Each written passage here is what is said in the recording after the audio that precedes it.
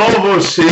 Estamos na parte 5, Inquérito Policial 5. Eu sou Franklin Lobato e aqui é tudo que você queria saber sobre inquérito e nunca teve coragem de perguntar. Nas aulas passadas nós falamos sobre as considerações da natureza do inquérito, a incomunicabilidade, a instauração do inquérito, o valor probante, conclusão do inquérito e remessa ao que nós vamos falar um pouco, curador ao acusado menor, juizado de instrução. Bom, nós já falamos que o inquérito policial é investigatório e no inquérito predomina o princípio da imediatidade. O que é a imediatidade do inquérito? Ele exige a realização de exames com a devida urgência, sob pena de desaparecerem os vestígios. Então, é a atuação imediata do delegado de polícia para apurar a autoria e materialidade. Claro que nós temos aí o princípio da imediatidade, ou princípio do juízo imediato, que é um parecido com esse princípio da imediatidade do inquérito, mas ele é um pouco diferente. A imediatidade, o efeito imediato do inquérito, é a realização desses exames com a devida urgência para não desaparecer os vestígios do crime. No princípio da imediatidade, o princípio do juízo imediato, que é um princípio de processo penal, é um princípio jurídico de direito processual penal que privilegia o julgamento da ação pelo juiz que presidiu a fase de instrução da causa, ou seja, quem instruiu a causa é que deve decidir. É um pouquinho diferente do inquérito policial. Portanto, poderá ser pergunta de prova. Outra questão, tendo em vista o princípio do livre convencimento do juiz, o Código de Processo Penal, e também está previsto no Código de Processo Penal o princípio da verdade real, é de se ver que o inquérito policial, como qualquer outra prova criminal, tem sempre valor relativo. Evidentemente que o delegado de polícia deverá ouvir a vítima, ouvir as testemunhas, ouvir o acusado, realizar todos os exames periciais necessários, mas mesmo com todo o empenho, o juiz pode dar um valor relativo àquele inquérito. E as provas que são produzidas em inquérito devem ser confirmadas em juízo sob o manto do contraditório e da ampla defesa. Não há que se falar de nulidade do inquérito, mas em mera irregularidade nas falhas que houver.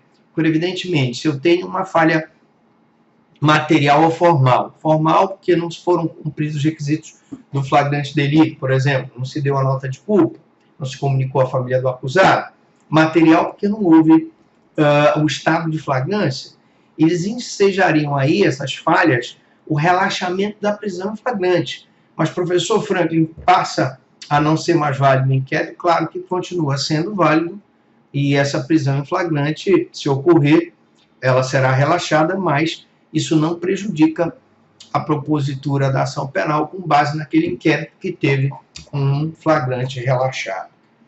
Outra questão é se tem provocado controvérsia a possibilidade de condenação com base exclusiva na prova inquisitória.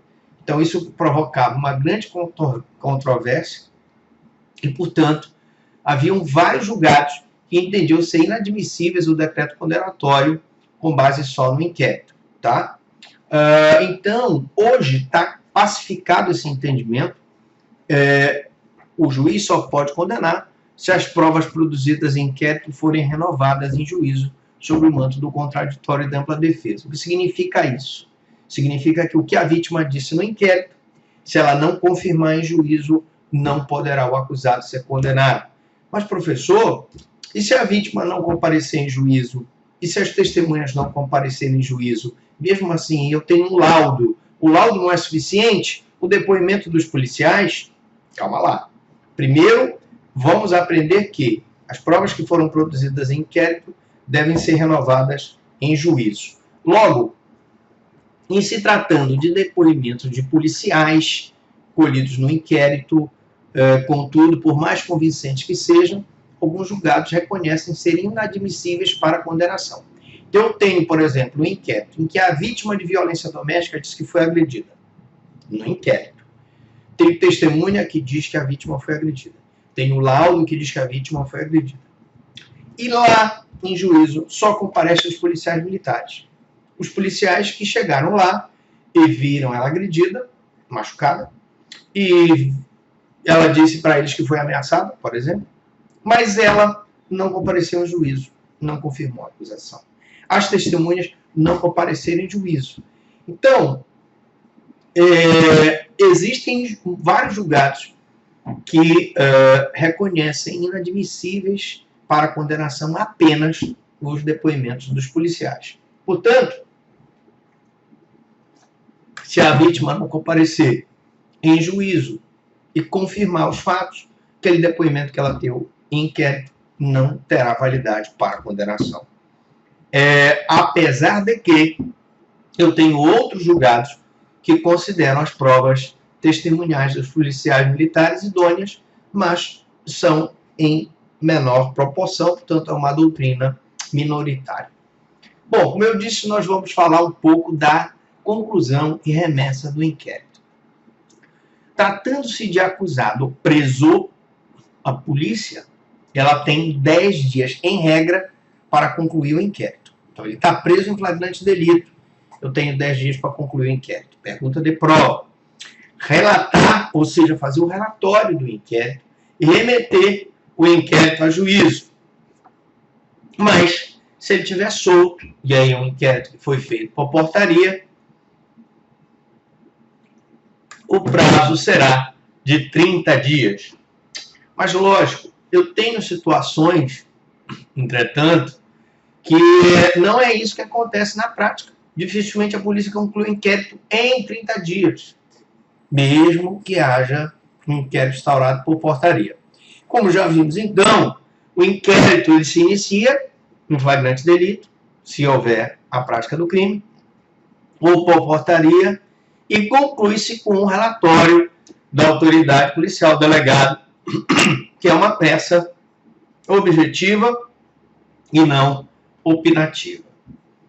A autoridade policial, na hora que faz o relatório, ela apenas relata aqueles fatos que foram apurados.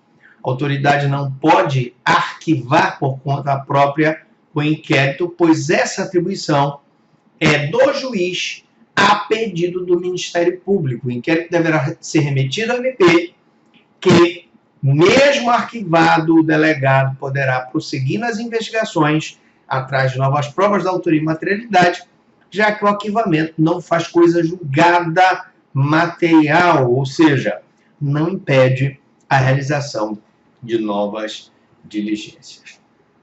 Olha o que diz a súmula 524 do Supremo.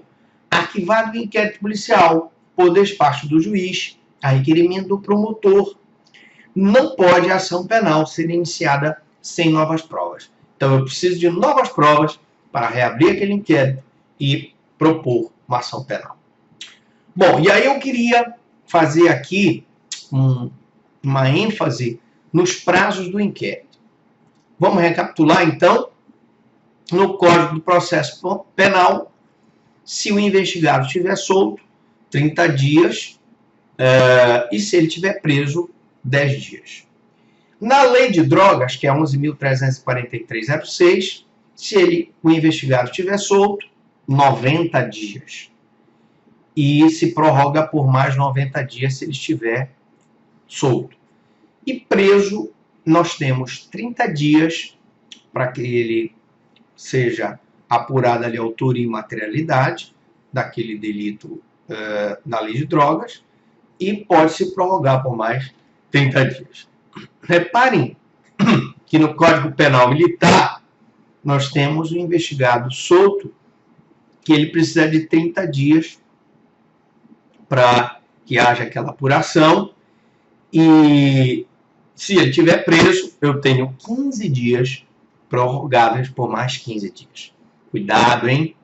CPP é uma coisa, lei de drogas é outra coisa e Código Penal Militar é 30 dias se ele estiver solto e 15 dias se ele estiver preso, prorrogáveis por mais 15, mediante requerimento da autoridade policial. Na próxima aula, nós vamos falar da última parte do inquérito policial, que é a parte 6. Aguardo vocês lá. Um grande abraço e deixe a sua perguntinha.